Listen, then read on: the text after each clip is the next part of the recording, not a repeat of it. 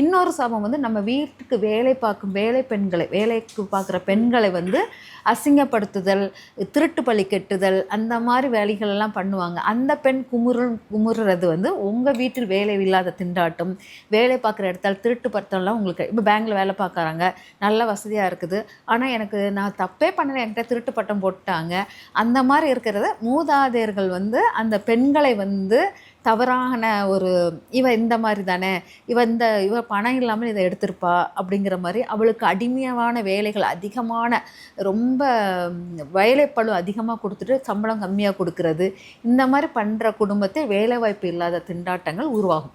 கண்டிப்பாக வம்சவழியாக அது உருவாக்கிட்டே இருக்கும். இந்த மாதிரி சாபங்கள் வந்து அதே மாதிரி காதலிக்கிறேன்னு சொல்லிட்டு ஏமாற்றி, ஒரு பொண்ணு இல்லை பல பெண்களை ஏமாற்றிட்டு அப்புறம் கல்யாணம் கட்டுறது ஒரு பெரிய பணக்கார இடத்து பெண்ணாக கல்யாணம் கட்டும்போது இவன் சொத்தளிப்பாக அந்த பெண் சாபம் சொத்துக்களை அழிக்கும். அவன் வந்து சொத்துக்கள் சூதாட்டத்தை இழக்கிறது, இந்த மாதிரி இழந்து தன் வம்சத்தில் அதான் அந்த வம்சத்துடைய அழிப்புகள் வந்து சொத்தளிப்புகளாக மாறிவிடும். இந்த மாதிரி நம்ம வந்து எதை நம்ம இது பண்ணுறோமோ அது வந்து நம்மளுக்கு சாபங்களாக இப்படி இந்த வேலை இல்லாதது இதெல்லாமே இதனால் உருவாக்கக்கூடியது. திருமணம் முடிஞ்சு ஒரு பொண்ணு வீட்டுக்கு வர்றா, அந்த பொண்ணை சரியாக நடத்தலை, சரியாக கவனிக்கலை, மாமியார் கொடுமைப்படுத்துகிறாங்க, தற்கொலை வரைக்குமே போகிறவங்கலாம் இருப்பாங்க. அந்த பெண் கொடுக்கக்கூடிய சாபம் என்ன மாதிரியான விளைவுகளை ஏற்படுத்தும்?